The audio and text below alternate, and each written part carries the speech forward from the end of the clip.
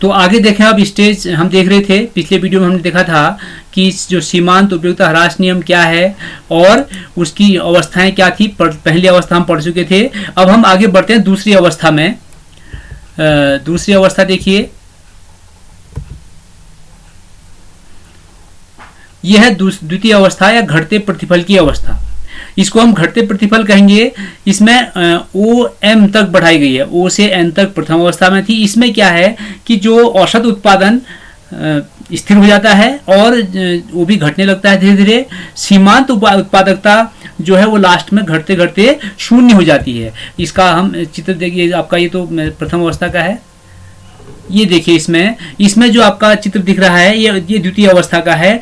यहाँ पर आके हमारी औसत उत्पादन भी, औसत सीमांत उत्पादन तो गिरने लगा है। औसत और सीमांत यहाँ पर बराबर हैं। हम देखे 10-10 थे दोनों उधर पर, और ये आपका सीमांत उत्पादन है, सीमांत उत्पादन। और इसके बाद अब औसत भी घटने लगा है। औसत भी यहाँ औसत अधिकतम था, औसत घटने लगा है। सीमांत घटते घटते 0 पहुंच गया है। ये हमारी द्वितीय अवस्था है।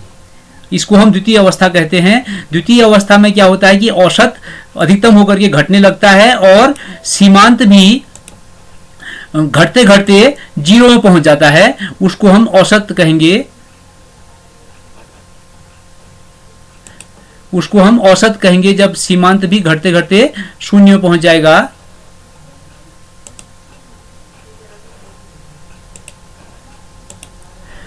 तो इसके बाद अब देखिए आगे, अब तृतीय अवस्था में हम देखते हैं। द्वितीय अवस्था,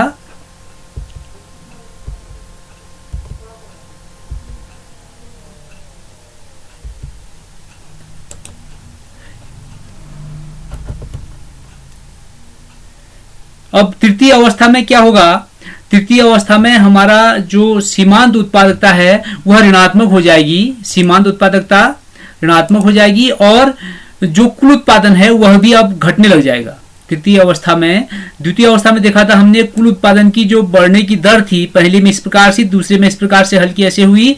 अब तीसरे में थोड़ा स्थिर भी रही। तीसरे इस अवस्था में क्या होगा, यह कुल भी घटने लगेगा, औसत अधिकतम होकर घटने लग रहा है और सीमांत माइनस हो जा रहा है, सीमांत ऋणात्मक हो जा रहा है। इसको हम कहेंगे घटते घटते ऋणात्मक हो जाती है। यह ऋणात्मक प्रतिफल की अवस्था है या तृतीय अवस्था इसको हम कहते हैं। इसका चित्र देखेंगे, सारणी ये है। द्वितीय अवस्था की सारणी ये थी, 5 मजदूर थे, 5 मजदूर में औसत घट के 9 रह गया है, सीमांत घट के 5 रह गया। फिर 6 मजदूर ने कुल 48 किया तो औसत घट के 8 आया है और सीमांत घट के 3 हो गया, क्योंकि एक मजदूर बढ़ने पर यहाँ 3 ही कुंतल उत्पादन बढ़ रहा है, 3 इकाई उत्पादन बढ़ रहा है।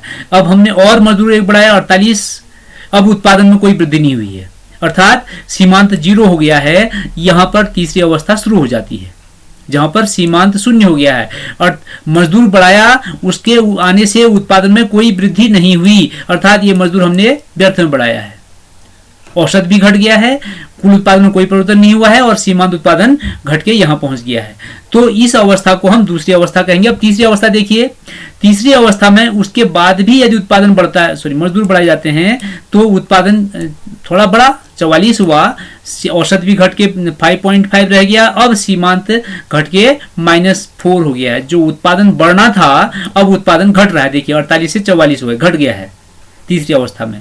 फिर मजदूर बढ़ाए गए तो उत्पादन और घट गया है, औसत घटा और सीमांत जो है वह ऋण, अर्थात एक मजदूर के और बढ़ाने से 6 इकाई उत्पादन में हमारी कमी हुई।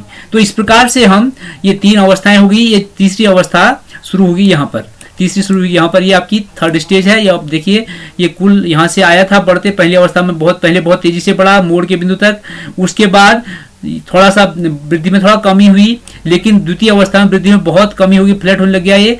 और तीसरी अवस्था जाते जाते आपका ये कुल उत्पादन घटने लग गया है, सीमांत 0 हो गया है, औसत भी कम हो रहा है। यह तीसरी अवस्था है।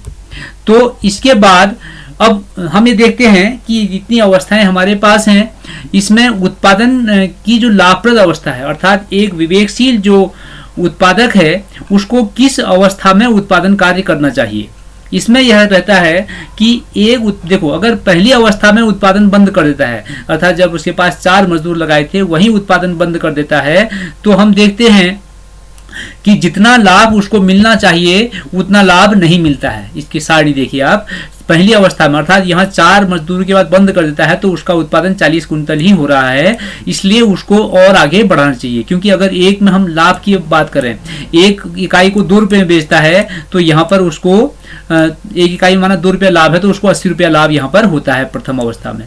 अगर वह आगे बढ़ता है, द्वितीय अवस्था की ओर बढ़ता है, मजदूर और बढ़ा रहा है, तो यहाँ द्वितीय अवस्था में 48 तक पहुंच रहा है वो, अर्थात एक इकाई में 2 रुपया उसको लाभ हो रहा है, एक इकाई में 2 रुपया लाभ यहाँ भी हो रहा है, तो उसका लाभ कितना हो जाएगा, 96 रुपया लाभ हो जाएगा। इसका मतलब लाभ में वृद्धि हो रही है। अब इसके बाद अगर जाता है, इसके बाद अगर तीसरी अवस्था में जाता है तो अब उसका उत्पादन क्या हो जा रहा है, कमी हो रही है, उसके लाभ में अब क्या कमी हो जाएगी, 4488 रुपया ही उसको लाभ मिलेगा। तो यह स्थिति नहीं अच्छी है उत्पादन करने के लिए, इसलिए प्रत्येक जो समझदार उत्पादक होता है वह द्वितीय अवस्था में अपना उत्पादन कार्य करता है। तो यह हमारा उत्पादन का नियम था। किसी किताब में आपको इस प्रकार से भी चित्र मिलेगा इसका, ये आपका मोड़ का बिंदु अलग से दिखाया गया, यहाँ पर ये आपका मोड़ का बिंदु है और ये प्रथम अवस्था समाप्त हुई।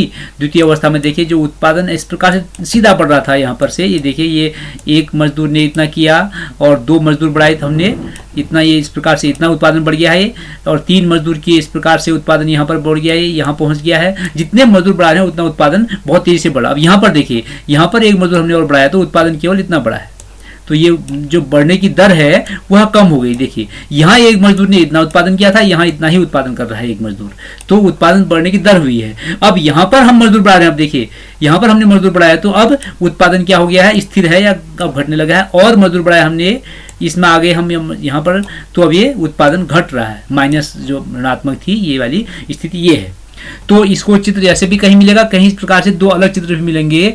कुल उत्पादन का अलग चित्र मिलेगा आपको, जो आपका कुल उत्पादन का अलग है, और औसत और सीमांत एक साथ मिलेंगे। किसी भी चित्र को आप, जो आपको सही लगता है, जहां पर सही समझ में आ रहा है उसको आप यूज कर सकते हैं। तो इसके साथ ही ये हमारा आज जो आपका मॉड्यूल था आज का, उत्पत्ति ह्रास नियम या सीमांत उत्पादकता नियम, वह समाप्त होता है।